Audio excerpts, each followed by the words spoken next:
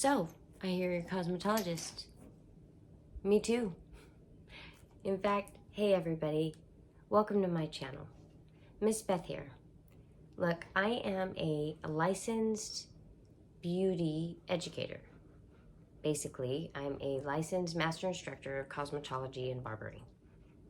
I am a biblical life and entrepreneur coach, a psychologist wife, and a very, very blessed mommy and grandma. And I'm here to talk to you about what it's like to be a cosmetologist. What happens after cosmetology school?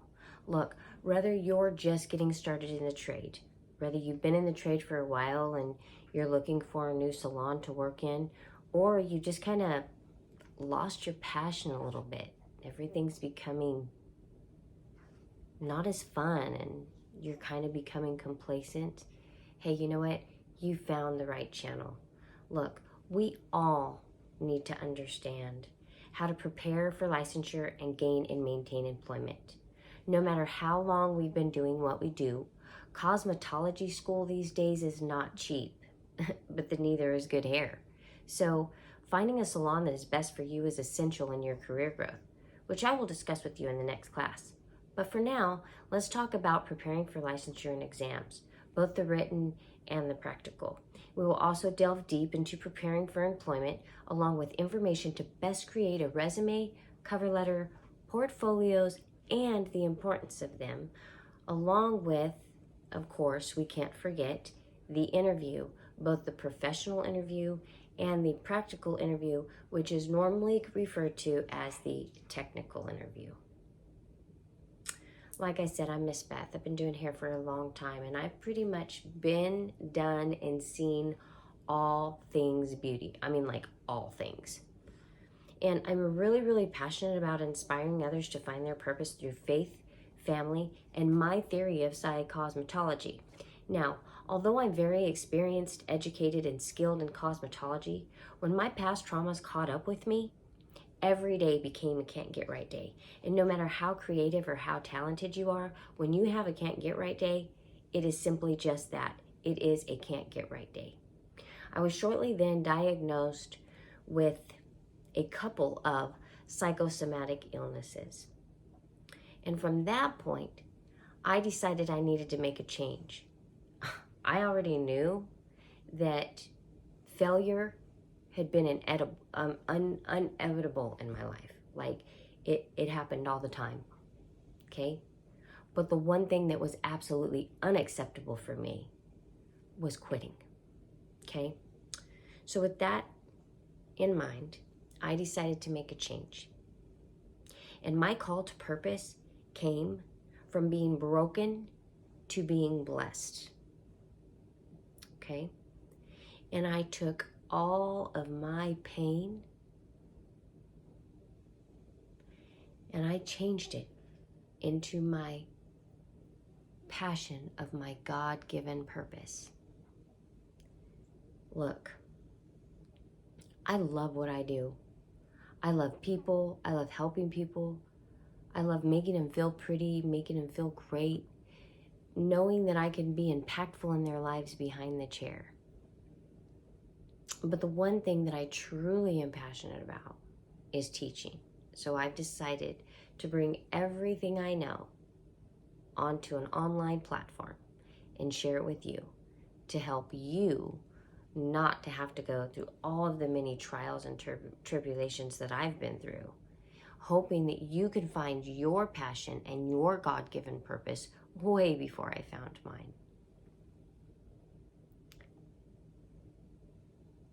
I'm glad you're here, and if you would, can you just kind of click that little subscribe button, maybe give me a thumbs up, share it with your friends. I want to get as much information out there for you guys as I can, and if in turn anything resonates with you, please feel free to chime in. I'm willing to help. I'm willing to answer questions if I can, and if you guys have a question or concern that I can't help you with, I have a few loving mentors that are still in my life, and I promise you, if I don't know it, they do. So let's get started, okay? So after graduating cosmetology school, we all must pass a state board exam. And each state requires their own laws and regulations for licensure and examinations. These laws and regulations are to ensure the safety and sanitation of you and the public, or should I say you and your clients. So if you haven't yet, be sure to research your state's requirements, okay? We must pass the state board exam in order to be licensed, and you need to be licensed in order to get hired. As far as that preparation goes, once you listen to this channel, you will be well on your way to live out your God-given path of purpose. But first, let's discuss 6 helpful hints that you might want to consider when preparing for your examination for state board. Now, once you're licensed, you will be ready for your overall employment and your overall career success, okay? So number 1, we need to have a realistic study schedule. I mean, come on. If you're getting ready, you just paid nowadays more than $20,000 to go to school, and now you're getting ready to take your state board exam. Now, I know that they prepare you in school, and I know that if you've gone to a great school, especially one that is NACIS certified, that we all in class, we do our regular everyday technical activities, and that is to build up our strength while we're in cosmetology school. Build up our strength, our speed, and our skill, actually doing the physical job that we do, okay? But what about, and that covers you in the practical end, but what about the theory? What about all that book work you did? That's the test that you really need to find time to study for. Look, I don't care where you study, how you study, when you study, but set back a specific time to study. The more you study working up to your exam date, the more likely you will be to remember those things and those questions that come in forms of multiple choice or true, false. There's all kinds, and we'll get deeper into that later in this lesson, in this class.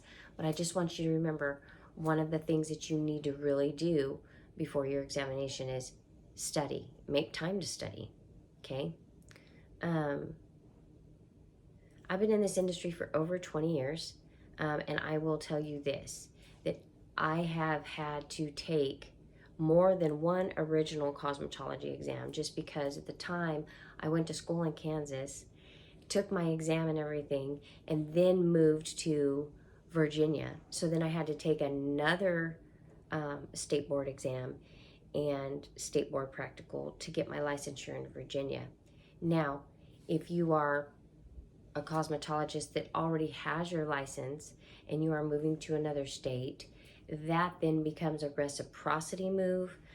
However, that is for another class, but do keep that in mind. So for every original cosmetology exam that I have taken for state board, in which I took 2 to get my original cosmetology exam, I have found that neither one of those written exams had more than 100 questions, okay? So I'm telling you now, I know your next thought process is, oh no, well, only 100 questions, that's great. How do I know what to study? Well, in most states, you can pull it up on YouTube. If you can't pull it up in YouTube, you can call your state board. They usually have something that you could work with. But more importantly, the first people that you should reach out to is probably your director or your instructor or somebody employed at your school that understands what to expect for a state board. But I would assume that in most schools where you are being charged the average rate of about $20,000 to $25,000 to go to school, that they have probably already prepared you for these exams. And we'll get into how you can utilize that stuff that you learned in school to properly study. But the one thing you need to remember is find time to study and study. Don't just push it off and say, oh, well, you know what, I'll remember all that stuff when I sit down in front of it. You may when it comes to the practical exam, But for the written exam, that's a little bit more scarier. And the reason why it's scarier is because you are being evaluated or tested on the knowledge that you acquired in school. However, that is all state board's job is for you while you're in school, is to ensure that you know what you need to know in order to pass state board and go out into the workforce. So what I mean by that is, I'm not saying that you're not going to use anything in the real world, anything that you learned in school in the real world, but what I am going to say is it's a very different place. And then that's where I can kind of come in and help you through this, is that no matter where you are in your cosmetology career, just getting started, towards the end, in the middle, not sure what to do, don't know how to balance life, really want to be an entrepreneur, and you just have hit a point in your career where you're just like, I'm not doing this anymore. I don't like their standards. I don't like their ways, and I want to do it my way. That works out too, and that's why I'm here. But before we get all into that, because it's going to come in later classes, let's talk about the second tip or helpful tips when preparing for the state board examination. So number 2 would be read your content carefully. I mean, if you're an aspiring cosmetologist and you need a refresh, that's one thing we all have in common, is that we're all creative, right? So in fact, it's probably what pulled you towards this industry. But as a wife of a psychologist and experienced myself, I would suggest that hearing it, reading it, and writing it, if you do those 3 things, it will be ingrained in your brain, or at least that's how it worked for me. You'll find that these learning techniques will work well for you now, before the chair, and when you're behind the chair as well. Some of you may be feeling a little overwhelmed by the written information that you have to memorize, but I want you just to take a deep breath and remember that it's just a percentage. That's all you need, is you just need a certain percentage to pass. It has nothing to do with how successful you will be as a future stylist, or how well you will do in the real world versus Cosmo school. And even though we're doing the same skill, it's not the same at all. So just study and memorize. You'll pass. And remember, practice makes perfect. My fellow Cosmos, success will come in due time. There will be a day when that big picture comes to light in your mind, when you don't have to think about what you're doing before you do it. And that's when you become an artist. That's when your identity becomes who you were meant to be, who God called you to be. That, my friends, and that is a whole different class. But until then, I want you, when you get a chance, to pop open your Bible and read 1 Peter 2, 7 through 10. And if you don't have a Bible, no worries. Listen to this. And this is the New Living Testament. Try to put your mind and thoughts into this. So I'm going to start now. 1 Peter, 2nd chapter, 7 through 10. Quote, "Yes, you trust him, recognize the honor God has given him, but for those who reject him, the stone the builders rejected has now become the cornerstone, and he is the stone that makes people stumble, the rock that makes them fall. They stumble because they do not obey God's word, and so they meet the fate that was planned for them. But you are not like that, for you are the chosen people. You are royal priest, a holy nation, God's very own possession, and as a result, you can show others the goodness of God, for he called you out of the darkness into his wonderful light. Once you had no identity as a people, now you are God's people. Once you received no mercy, now you have received God's mercy." Okay, just a little helpful hint to help guide you along. The third habit is keeping well organized notes, okay? To alleviate you having to waste time trying to remember what you have to study, keep all your notes well organized. And if it wasn't a habit for you in school, you should probably make it a habit now, like not being rude or anything. But being organized is a huge asset, but being disorganized could be a huge deficit. So be really careful with that. And it really doesn't take much. And I know that when I stay organized, I feel better about whatever I'm doing. I feel like I get a lot more done that day. In fact, I used to work as what they call an artist educator for Matrix. I was contracted, in which I traveled around and I would get on stages and go to different salons in the area, or get on stages at hair shows and help to educate already licensed cosmetologists. And of course, we had to go through an extensive training. It's just not something you just sign a contract for and take. Like, they send you through extensive training. Especially, and then you have to go through all this interviewing process, and it was a really exciting time in my life. But the reason why I bring that up is because when I was studying to be an artist educator for Matrix, one of the things that they made really important is they referred to something called the clean eye. Now, we know that when we're studying, keeping everything organized makes it easier to access so that you can study more. And if you've scheduled time throughout the day, you could sit down, pull out your notes, study, and now you have utilized your time to the best of your ability throughout the day. And now you're really super prepared for your state board, and you're not stressed out now because you're well organized. But that just doesn't stop with the paperwork. So going back to the clean eye that Matrix referred to, a clean eye is referred to when you're actually doing your craft, when you're working on hair and you're doing your thing, and you have your station set up, you have your little rolly cart, however you have your station designed, whatever the case may be, you want to keep your station set up in accordance to how or what you're doing. So if you're doing, highlights, you want to make sure that your foils are there, and you have a towel and your brush and your comb and your clips and the whole shebang. And being a cosmetology teacher, I've seen that a lot with my students. We have the students that actually are very well organized in their area, which keep a good clean eye. And then we have those students that were kind of like, okay, they got their stuff that they need to do whatever they're doing on their, rolly carts.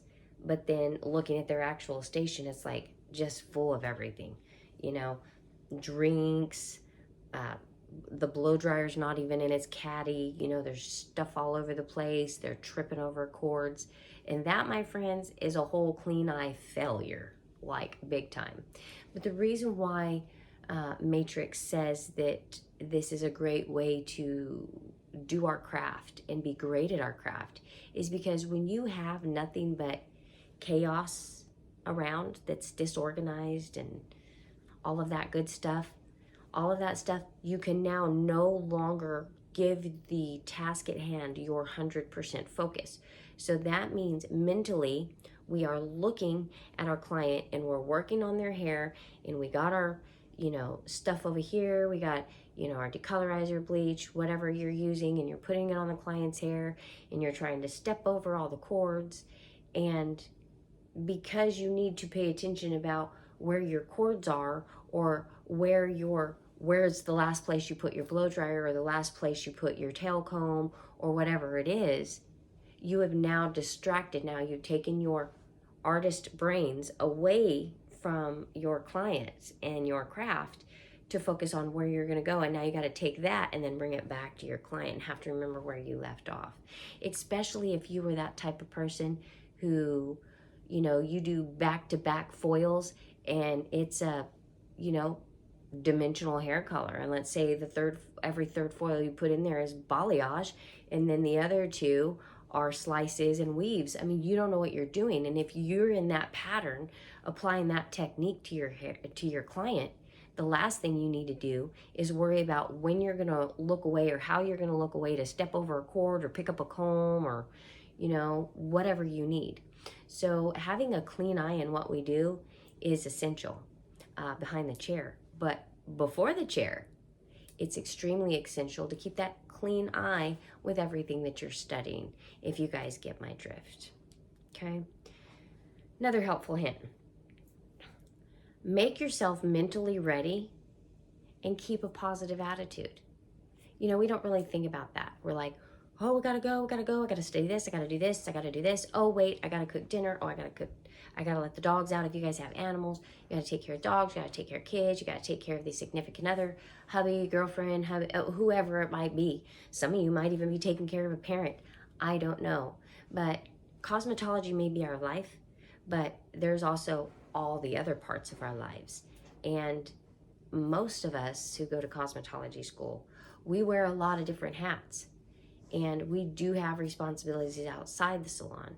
And so to help better balance your whole life, one thing that I would recommend, no matter what the struggle is, whether it's balance, work, entrepreneurship, motherhood, fatherhood, wife, husband, significant other, whatever it might be, if you have the wrong mindset, if you are negative in any way, your can't get right days will be as bad as mine. I promise. Just trust me on this one. So anything and everything you can do to prepare yourself mentally and keep a positive attitude, I would recommend that you do, not only before your exam, but before you walk out the door to go to work every day, or walk out the door to take your kids to school, or whatever it might be. Whatever your goal is for that moment in time, take a deep breath, step back, be mentally prepared, and think positive, and it will make your life so much more pleasurable. And if you're having problems with that, if all else fails, hit your knees and pray, okay? But let's move right along. Okay, number 5, get plenty of rest the night before. And what I mean by that is these aren't like our college days. You know, we can't be up all night partying, having a good time, and then wake up the night and stay up all night partying and not getting any sleep, and then roll out of bed, even though we're already prepared, think, oh, I'm already prepared for everything, so let me just only get a couple hours of sleep, roll out of bed, and I'll be prepared for that state board examination. My suggestion to you is, if that's the way you like to do it, don't be mad when it doesn't work.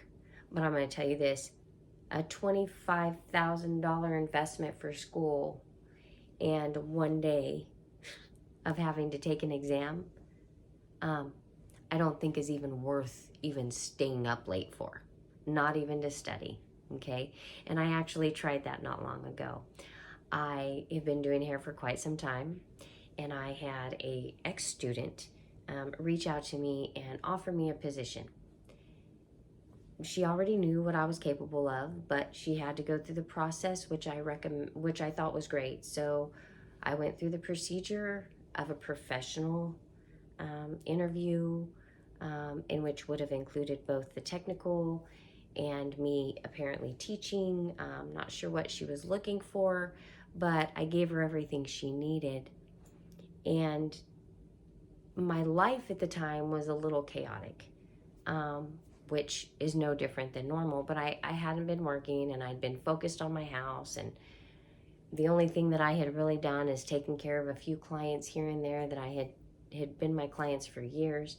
But I have my own little salon, my little she shed building, and I was taking care of them, and then the rest of the time I was focused on my home and my family and, you know, all the other things that we worry about. And I remember I looked all over for a lesson plan, even though I had them already on my computer. I didn't feel like dragging my computer there. So I'm looking through all these files and I'm trying to find all this stuff. But because I'm so worried about finding this lesson plan that I did, I totally forgot my portfolio. And in my portfolio included all of my certificates, my accomplishments, certificates, anything that I had done throughout my 25-year cosmetology school. Now, understand, a lot of the stuff that I had done had been done in other states, on the East Coast, on the West Coast, other states, not necessarily in the state that I'm currently living in. And I had only known this young lady for approximately 3 years, and I met her as my student. So with that being said, when I came to her and I'm doing this interview, I was so worked up and I wanted to make sure that I was setting a good example for her to not only be able to respectfully take the position she was offering me, but also I wanted to give her a guide of how she needed to interview other instructors or possible other positions. And I wanted to give her something that she could see because, again, we're all hairstylists, we're all creative, and sometimes we have to see it too, not just necessarily be told. So with that being said, I got everything figured out, stayed up really late, wrote myself another lesson plan, but in the midst of that all, completely forgot my portfolio. So I show up the next day, I drag in all my stuff. I also realized I don't have a mannequin head, but I texted her the night before and said, hey, I can't find my mannequin head. She had dropped the interview on me 2 days prior, so I had to make all this work plus manage all my stuff at home. And unfortunately, I didn't have the time during the day, so I stayed up until about 4 o'clock in the morning. And then I piled everything up and drove the 30-40 minutes to the location and waited for her. And she showed up about 15 minutes later. I didn't hold that against her. I understand she was just getting her business off the ground too. And she was new at this, so I just patiently waited. She got there, I get in there, and she asked me questions, and I start answering her, and then she says, do you have proof, after she reads my resume that lists, no kidding, about 20 different products that I had learned about extensively, things like Olaplex or Redken or Scruples, where I had gone to actual hair shows or went to classes and specifically learned these things, in which then I received a certificate for. Or even those ones some of you might know where you can like go online and you can get certified on something as long as you do the course real quick, and then they send you a certificate, and then that's more to add to your portfolio, which we'll talk about that further in this lesson if I ever get there. But anyway, I came in and I realized when she asked me that I had actually not brought it because I forgot to grab it. It was out in my salon and not in my office. So I said to her, you know what, girl, I am so sorry. I do have all of those certificates and I will bring you my portfolio. And her response to me was, well, I don't know that you've done all this. You need to prove it to me, which I respect that. However, given the fact that she was my student, when I taught her how to write a business plan, when I taught her how to interview when she was in school, she actually had a chance to see my portfolio as I passed it around the entire classroom. So she was very aware that I had it. I have no clue why she insisted that she needed that more than that information for me, but I was a little taken back because I thought, wow, well, you already know this, but cool, I know we're going through this whole interview process for whatever purpose necessary that she needed or felt that she needed. I eventually then did go home, and not only did I find the physical book and immediately put it in my car so next time I went there to see her I could give her that, but I didn't want her to wait because I felt so bad that I didn't have it because I had stayed up all night and was not prepared. And so I reached out to her and I told her, I said, hey girl, just letting you know, I'm gonna actually send you my digital copy of my portfolio. And I did, and it was quite lengthy. And there was several pages, and I can't remember how many, 30, 20, I don't know, but there was a lot. And I sent all of those qualifications to her. And then that was it, and then she got what she needed. But just to give you an example, even when you think you've been in the business for a long time and you're on top of it and it doesn't take you, I mean, it's second nature to you, like it was for me in that scenario, absolute second nature. but because it was last minute, nobody's fault, but it was last minute, and I wanted to ensure that I got all of this done, and and I delivered it to her appropriately so she knew what to look for in her other instructors. I stayed up all night to prepare for this interview by writing a lesson plan. And if, for any of you, just so you know, writing a lesson plan like this, it isn't like I'm just jumping on here and I'm talking to you about my stuff. No, I sat down and I physically wrote a lesson plan that I'm talking to you guys about.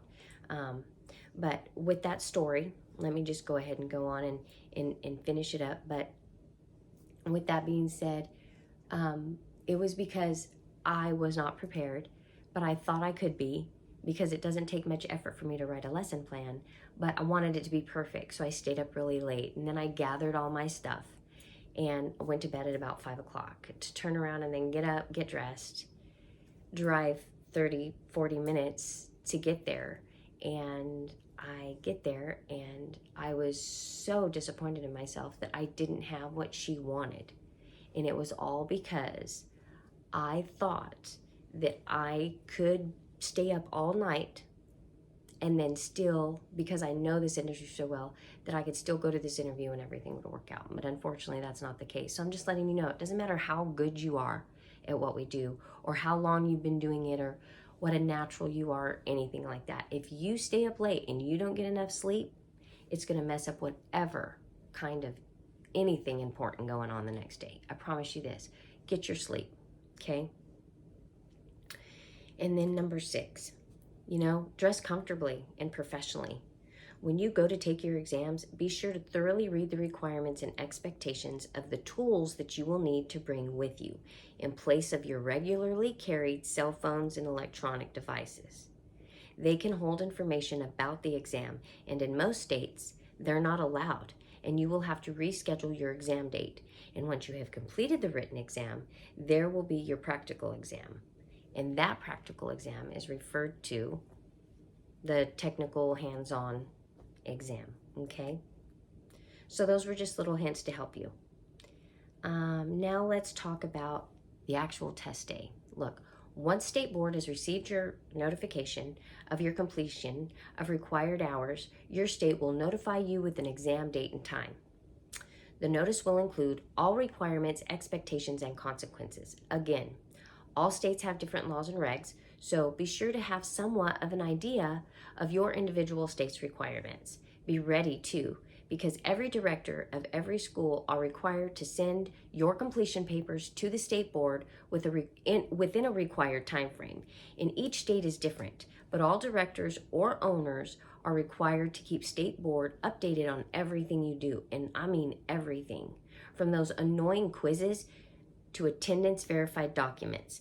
That's your responsibility to learn as much as you can, hone your skills, and begin to define your identity and find your purpose.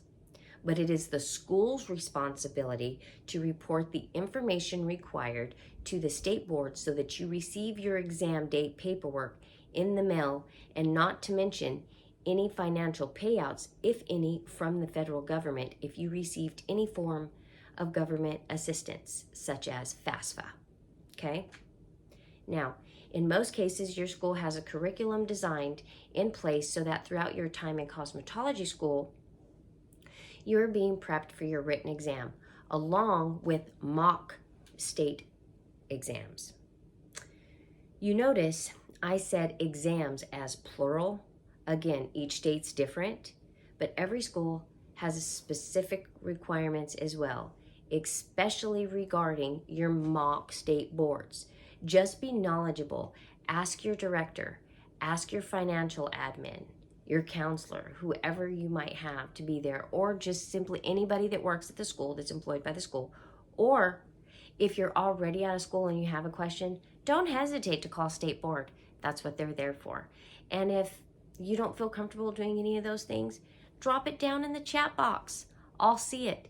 Put a little question mark in front of it so I know that it needs assistance. So like if you have a question for me, or you're concerned with something, or something resonates with you, or you want to know more, or you even have suggestions on other classes that you would be interested in, and I would be more than happy to put a lesson plan together. But if you have one of those things and you need to get my attention, put a little question mark in front of it, and then ask your question, and then put a little question mark at the end. So that way I know that it is a question and that you are concerned with something, and it's equivalent to like maybe digitally raising your hand. You know, sounds pretty good. Anyway, may not get back to you during that class, but I will go back through and I will check it out. And I will also include all my contact information within the comment section or in the description section, so that if you need to reach out to me in any way, shape, or form, you can, or you want to grab me on, you know, Instagram or Facebook or whatever it is these days that everybody's using, okay? But anyway, all those quizzes and the tests that the school has prepared you for your written exam. But to give you an idea of what the state board is going to do, these are the formats that may be on your written state board. Things like true, false, multiple choice, matching, essays. The mock state board grade outs that you practice in school should help you not only prepare you to do the technical part, but a good school will actually guide you in packing the supplies you need for your state board practical exams. Okay, so keep that in mind. Preparing for employment. When you choose the art of cosmetology, learning skills and fundamentals is the first step, okay? But now that you're licensed, you need to ask yourself these questions to help guide you to the correct place or platform that you would like to create your craft. So for example, you need to ask yourself, and I'm going to ask as though I were you, what do I really want out of a career in cosmetology? You know, I mean, you need to ask yourself that question. Like, what are you looking for? Like, I'll tell you this, when I first went into cosmetology school over 20 years ago, I had no idea that I would ever be developing my own brand or my own platform. I never thought that I would be a licensed cosmetology instructor and barber instructor. Like, I never imagined that I would experience some of the things that I've experienced. So when I went into cosmetology school, my husband, number 2, took me to the school because we were kind of tight on funds, and I had always had my nails done myself. My dad was a chemical engineer, and it was the thing that I loved to do to pull me away from the chaos in my household. My parents arguing, my mom not being home, my dad always working. There was always something going on, and I needed my own sanity. I needed to find my identity. So I got into playing with acrylic fingernails. And by the time I was in high school, I was actually making money doing acrylic fingernails for my friends, which was quite beneficial considering that I grew up in Southern California, and I don't know any woman that doesn't have fingernails, especially acrylic ones. So I was just your acrylic girl. It's like my MO thing, you know? So anyway, going back to when my second husband decided to send me to cosmetology school, and I was quite young, 21, 22, something like that.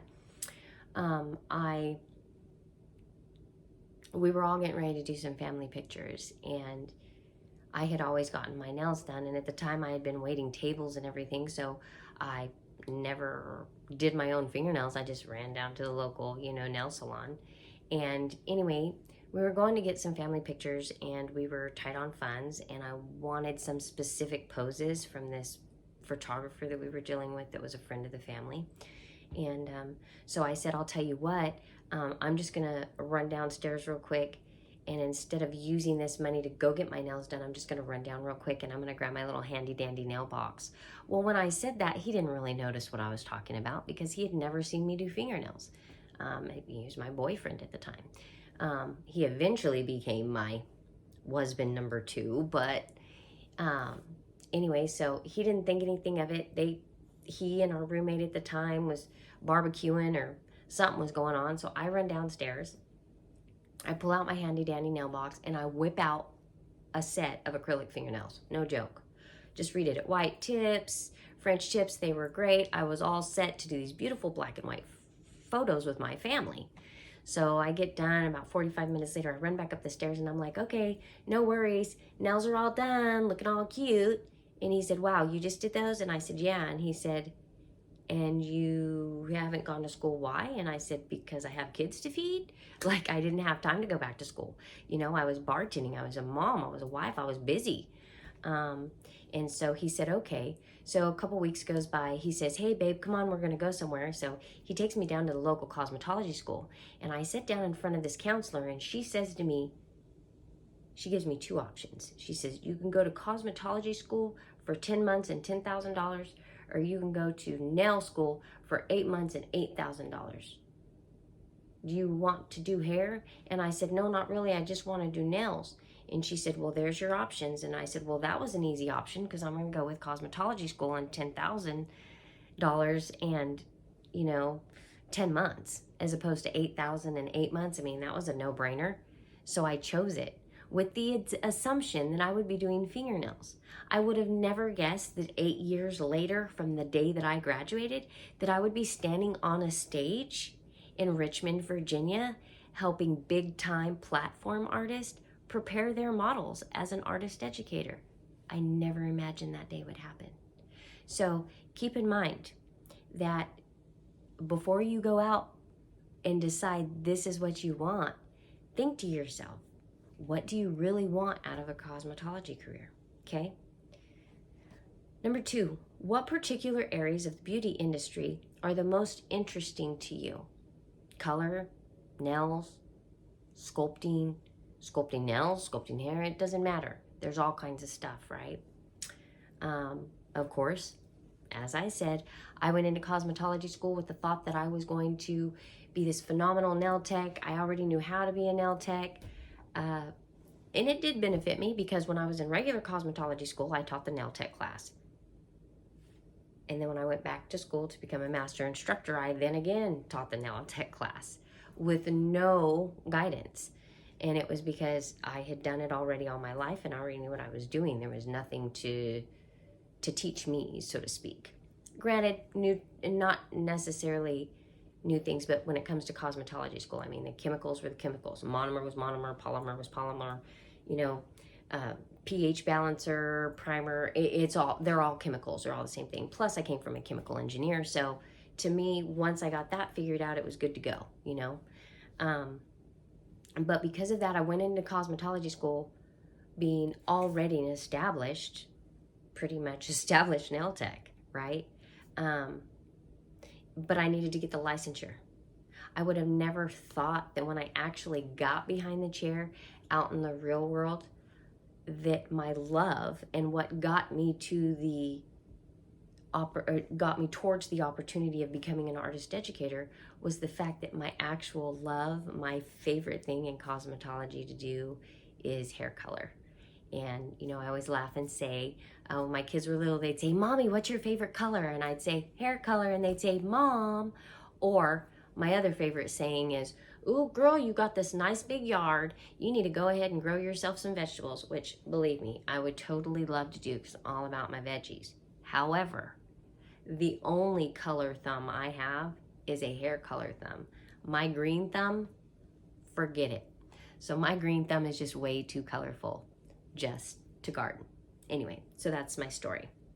The other thing you need to ask yourself is, what are your strongest technical skills and how can you increase your service dollars? Well, first off, whatever your favorite thing is to do, whatever you're most interested in is probably going to be what you're the strongest in, okay? So keep that in mind. So if you get into cosmetology school and find out that you're really digging hair cutting or braiding or or texture, well then by all means, that's probably going to be the one that you're the most strong skilled in.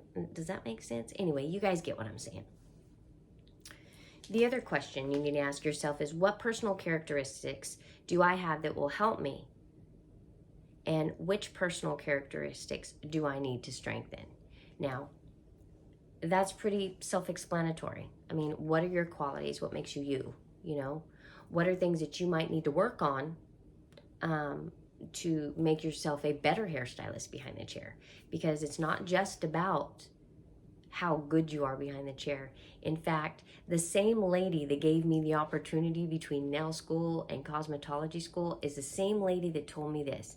And Missy, if you're out there watching, I listened, and you were absolutely right. Missy was absolutely right. She was my first ever instructor in cosmetology school way back in the day. And I remember I was out for a couple days, and I was really frustrated because when I came back, I had missed 2 days of men's hair cutting. And I was disappointed in myself because I really wanted to learn how to do that. Not only that, when I wasn't in school, I was actually bartending, and most of my followers at the bar were cops and rugby players, and they all liked haircuts, and they were going to support me no matter whether I was flinging beer or flinging hair. So with that being said, I was upset at myself because I had missed 2 days of men's haircuts, and I go back to school, and she could see that I'm frustrated as she's standing over me, and she's trying to show me how to use these clippers, and how I have to go all the way through, don't curve around, trying to make this, whatever the case may be. And I'm not going to go into any detail, but believe me, if that's the kind of class you want, let me know in the comments, and I will put together a men's haircutting class. I do not mind. I have all the setup, and instead of sitting in here talking about it, we'll just run out to the salon and we'll set up shop, okay? So if that's something you want, just let me know in the chat, and I'll write up a lesson plan for it. But going back, I was really disappointed in myself, and she could see it. And her response to me was this, and I will never forget it. She says, "You know what, Bethy? Don't be upset." She said, "Because technical skill is only 20% of being successful in this industry." I looked at her a little strange, like, what? 20%? Like, people are paying to have these services done, so it's only 20% of their decision. Wait, what? So anyway, then she proceeds and says, but 80% of everything you do is all about your attitude behind the chair and your personality. If you remember that, you will go far in cosmetology school. Cosmetology school and your career. Now, when Missy told me that, I was like, wait, what? No way. But then I got to thinking. I was a bartender. Prior to being a bartender, I had sold washers and dryers and sewing machines. I worked for Sears. I've sold furniture and everything. I mean, I had a well-rounded history of customer service jobs. And then being a bartender, I got to really thinking, not only was that the case behind the chair, but that was the case in everything I had done. And when I reflected back on all my jobs, I realized that what she was saying was exactly right. Okay? So do keep that in mind. Make sure you have your personality where you need it to be. Because again, it's going to be 80% of your success, whereas 20 is only technical skills. But don't worry, because the longer you're in the business, the better your technical skills get, because it's all about consistency and practice, okay? But once you've thought about your options and you know where you want to apply, remember the first impression is what has mattered most, okay? And here's some personal characteristics that I looked for as a salon manager and a salon owner when I was accepting applications and resumes looking for stylists, okay? And I'm just going to kind of run through them fairly quickly. Attitude. Are you the type of person that people like to be around? Communication skills. Don't go into your interview talking about, yeah, whatever. It's not professional. And if I call somebody in and that's the way they respond to me, either in the interview or when I'm taking their application, they won't even get an opportunity to come back. I will never, ever, ever call them in. In fact, the only time I'd ever see them is if they were to make an appointment to get their hair done. Other than that, I would never even consider hiring them, because if you can't communicate in our industry, you can't do what we do, no matter how good you are, right? Okay. Other thing, grooming, hygiene. You know, you don't need to be looking like you just rolled out to bed and you'd been up partying all night and your clothes are 2 sizes too small because your mirror lied to you because your clothes aren't ready. So you don't know what to wear, but that's all right because you're just going to run by real quick and drop off a nap. Yeah, no, it won't work. Okay? Just letting you know. Posture and poise. How do you carry yourself? Don't come walking up to your salon manager or through the salon doors or whatever the case may be, you know, dragging your feet, wearing some chanclas. Oh, I'm sorry. I told you I was raised in Southern California. Wearing some flip-flops and you're flopping through the store and you're just kind of like, And your whole poise and demeanor is nothing but, I really don't want to be here, but I got to get a job because I got to eat. Like, no, that's not how you go into a place to get a job. And I'm just saying, I know it's ridiculous that I have to tell you guys that, but I've seen it.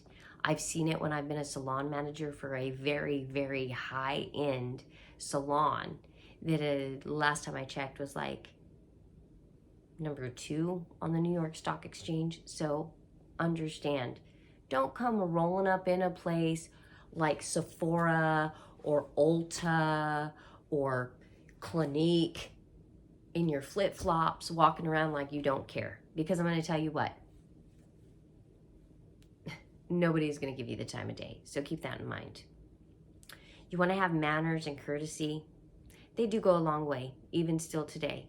And I'll tell you what, to hear somebody call me ma'am, say please or thank you will take you a long way with me. And even for some of my clients, my younger clients who call me ma'am or Miss Beth, there's this little warmth that I get in my heart when that happens, and I tend to love those clients even more. So I'm just saying, you know, you gotta understand that you need to understand basic courtesy. You know, I'm not saying you got to open the door for people and all of that, but know how to say please, know how to say thank you, know how to say yes ma'am, no ma'am, yes sir, no sir. And, you know, I'm not even gonna get it all up into it, but if you know walking into a place in which they prefer to be spoken to or referred to as him, hers, well then you do that out of respect for them, because it's you looking for their help to be employed there. So you want to respect them. And to do that, you need to be courteous and respectful and use your manners, okay? Self-motivation, okay? If you don't have self-motivation and somebody else is telling you to go do something, you're probably not going to make it behind the chair, no matter what salon you're in, okay? Just saying, I'm keeping it real. Of course, you need responsibility. You have to live up to your own standards. Whether the standards of the salon that you're applying for meet your standards or not, it doesn't matter.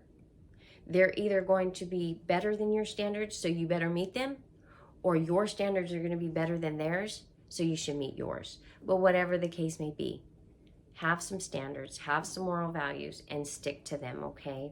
And be responsible. Dependability. Dependability is very, very, very important.